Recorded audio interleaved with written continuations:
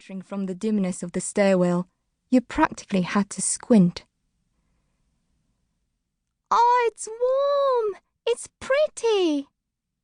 My daughter, who was about to turn 3, gave a shout the first time she was bathed in the room's light. Isn't it cozy? The sun's great, isn't it? She ran around the dining kitchen as she answered with a touch of pride. Yes! Didn't you know that, Mummy? I felt like giving myself a pat on the head for having managed to protect my daughter from the upheaval around her with a quantity of light. The one window that caught the morning sun was in a cubby hole beside the entrance, a kind of storage room less than 2 tatami mats in area. I decided to make that our bedroom. Its east-facing window overlooked platforms hung with laundry on top of the crowded neighboring houses, and the roofs of office buildings smaller than Fujino No. 3. Because we were in a shopping district around the station on the main loop line, not one of the houses had a garden. Instead, the neighbors lined up on the platforms and rooftops, all the potted plants they could lay their hands on, and even set out deck chairs, so that the view from above had a very homey feeling. And I often saw elderly people out there in their bathrobe, yukata.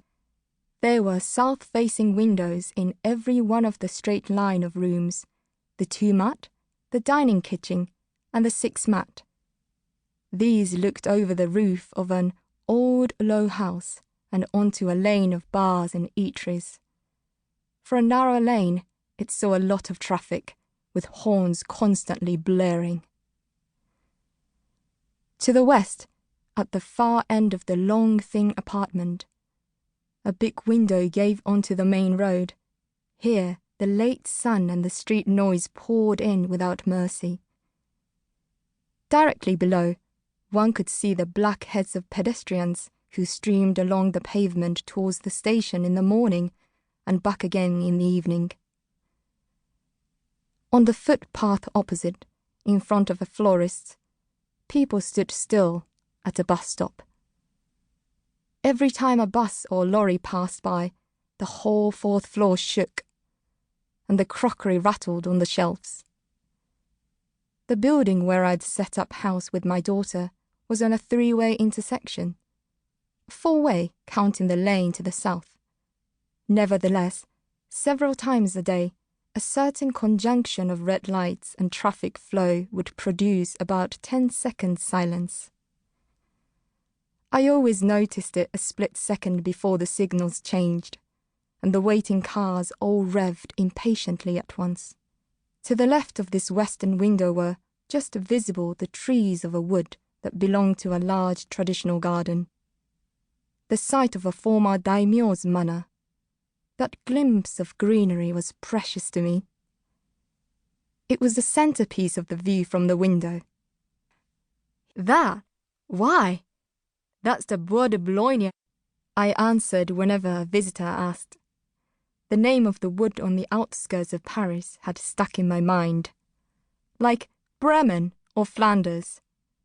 Some place named in a fairy tale, and it was kind of fun just to let it trip off my tongue. Along the northern wall of the dining kitchen were a cupboard, the toilet, and the stairs to the roof. The toilet had its own window, with a view of the station and the trains.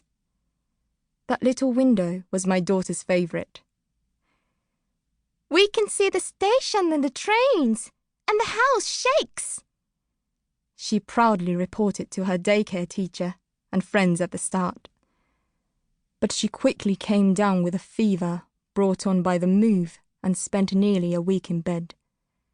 While I was at work, I left her with my mother, who lived alone not far away. My job, at a library attached to a radio station, was to archive broadcast-related documents and tapes and issue them on loan. At the end of the day, I stopped by my mother's and stayed with my daughter till past 9, then returned alone to the building. My husband would no doubt have helped out if I'd contacted him, but I didn't want to rely